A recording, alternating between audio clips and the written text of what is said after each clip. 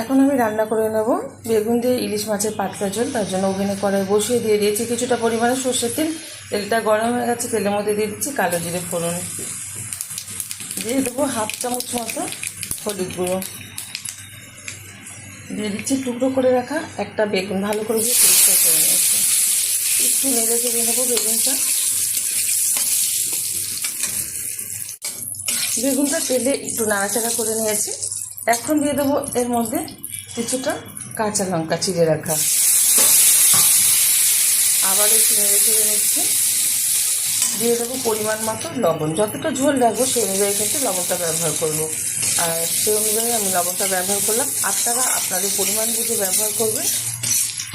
দিয়ে দেবো এখানে ধুয়ে রাখা ছোটো সাইজের ইলিশ মাছ, একটু নাড়াচাড়া করে নেব।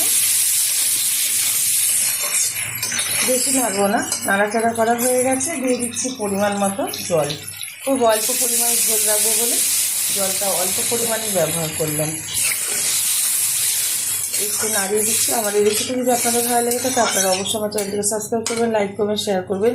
আর ইলিশ মাছের যেহেতু এখন সিজন, এরকম করে একবার অবশ্যই ট্রাই করবেন, আশা করি ভীষণ ভালো লাগবে। ঢেকে দিচ্ছি 5 মিনিটের জন্য। 5 মিনিট বাদে ঢাকনাটা তুলে দিচ্ছি। খুব সুন্দরভাবে কিন্তু ইলিশ মাছের ঝোলটা হয়ে গেছে, বেগুনগুলো খুব সুন্দরভাবে যে গলে গেছে। আর এই ঝোলটা কিন্তু একটু সাদা সাদাভাবেই হয়েছে। আপনারা যদি একটু কালার দিতে চান, মানে কাশ্মীরি লঙ্কার গুঁড়ো দিতে চান দিতে পারেন, তাতে একটু লাল কালার আসবে। তবে আমি এই অবস্থাতেই নামিয়ে নেব, যেহেতু হয়ে গেছে।